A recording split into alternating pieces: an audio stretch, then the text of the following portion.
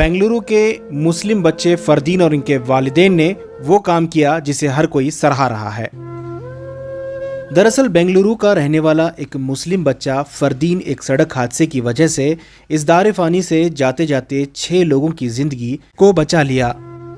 बेंगलुरु के रहने वाले फरदीन सिरा से बेंगलुरु लौटते वक्त सड़क हादसे का शिकार हुए, जिसके बाद इन्हें पहले सिरा के सरकारी अस्पताल में दाखिल कराया गया। उसके बाद टुमकुर अस्पताल और मजीद इलाज के लिए बेंगलुरु के स्पर्श अस्पताल को मुंतकल कर दिया गया।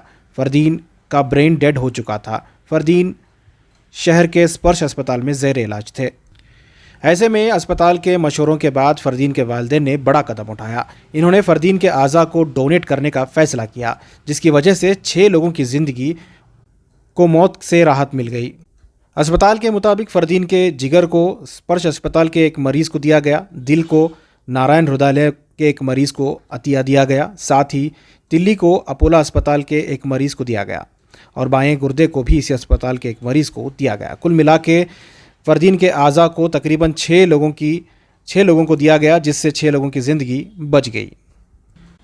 बताया जाता है कि इस्लाम में इसकी गुंजाइश है और फरदीन के वालिदैन ने दूसरों की ज़िंदगी बचाने के लिए यह फ़ैसला लिया। फरदीन के वालिदैन के इस फैसले को काफ़ी सराहा जा रहा है।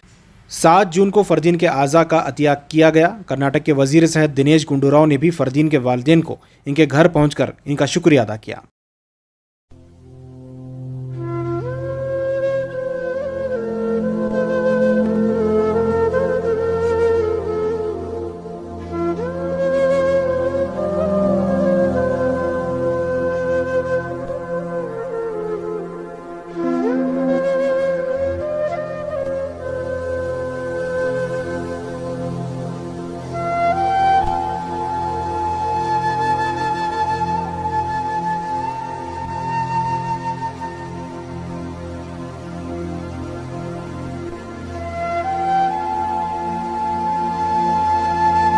Yes, so the whole family is here, and in fact, you know what a big tragedy it is. But in spite of all that, they have been extraordinarily compassionate, and ಇದು ಮಾಡಿದ್ರೆ ಎಷ್ಟೊಂದು ಜೀವಗಳಿಗೆ ಹೆಲ್ಪ್ ಆಗುತ್ತೆ ಅಂತ ಇಷ್ಟು ದೊಡ್ಡ decision ತಗೊಂಡು ಇವತ್ತು ಈ ಕಾರ್ಯ ಮಾಡಿದ್ದಾರೆ.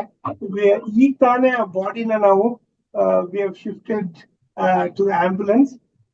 ತಮ್ಮ ಜೊತೆ whole family is sitting here. ತಾವು ಮಾತಾಡಿದ್ರೆ ಎಷ್ಟೋ ಸಂತಾಪ ಪಟ್ಟಿದ್ದಾರೆ ಸರ್. Thank you. ಅವರು ನಿಮ್ಮ ಸಣ್ಣ ನಿಮ್ಮ ಮಗ ಆಗಿದ್ರೆ? ನನ್ನ ಮಗ ಫರ್ದೀನ್ ಖಾನ್ ಅಂತ ಹೆಸರು. ಹೌದು. ಫಂಕ್ಷನ್ ಹೋಗಿದೆ. ಬರೋ ಟೈಮ್ನಲ್ಲಿ ಚಿಕ್ಕ ಹಂಪ್ ಇತ್ತು. ಸ್ವಲ್ಪ ಸ್ಲಿಪ್ ಆಗಿ ಹೆಡ್ಗೆ ಲೈಟ್ ಹೆಡ್ ಬಿತ್ತು. ಓಕೆ. ಆಮೇಲೆ ಸ್ವಲ್ಪ ಅಲ್ಲಿ ರಕ್ತ ಬಂದಿತ್ತು. ಅಲ್ಲಿಂದ ಆಂಬುಲೆನ್ಸ್ ಸ್ವಲ್ಪ ಪ್ರಾಬ್ಲಮ್ ಆಯ್ತು. ಆಮೇಲೆ ತಿರ್ಗಾ ಹಿಡಿದು ಆಂಬುಲೆನ್ಸ್ ತಗೊಂಡ್ ಬಂದು ಅಡ್ಮಿಟ್ ಮಾಡಿದ್ವಿ.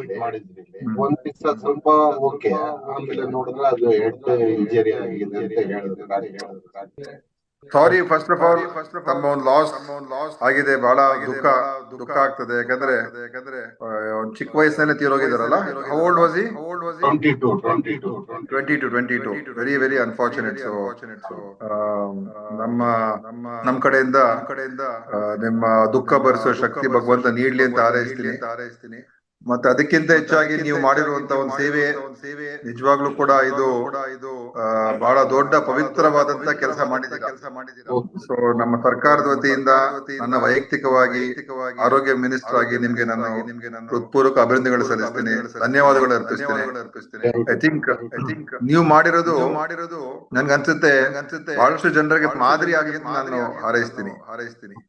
ಯಾಕೆಂದ್ರೆ ನಿಮ್ಮ ಒಂದು ಈ ಕೊಡುಗೆ ಎಷ್ಟೋ ಜನರ ಅವ್ರಿಗೆ ಬದುಕನ್ನ ಕೊಡುವಂತ ಶಕ್ತಿಯನ್ನ ನೀವು ಇವತ್ತಿನ ದಿವಸ ನಮ್ಮ ಡಾಕ್ಟರ್ಸ್ ಕೈಲಿ ಕೊಟ್ಟಿದ್ದೀರಾ.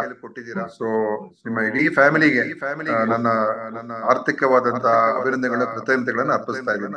ಅದನ್ನ ರೆಕಗ್ನೈಸ್ ಮಾಡೋದಾದ್ರೂ ನಮ್ಮ ಕರ್ತವ್ಯ ಅಂದ್ರೆ ಅಷ್ಟೇ. ಬೇರೆ ನಾವು ಈಗ ನಿಮ್ಮ ಮಗನ ಜೀವ ಉಳಿಸಕ್ ಆಗ್ಲಿಲ್ಲ. ಅಟ್ಲೀಸ್ಟ್ ನಾವು ನಿಮ್ಮನ್ನ ರೆಕಗ್ನೈಸ್ ಮಾಡಿ ನಿಮ್ಮ ಒಂದು ಸೇವೆಯನ್ನ ನಾವು ಎಲ್ಲರಿಗೂ ಕೂಡ ಗೊತ್ತಾಗ್ಬೇಕು. ಅದಾದ್ರೂ ನಮ್ಮ ಕಡೆಯಿಂದ ಮಾಡಿ ಮನೆಗೆ ಬಂದು ನಾನು ಭೇಟಿ ಆಗ್ತೀನಿ. Okay, thank you.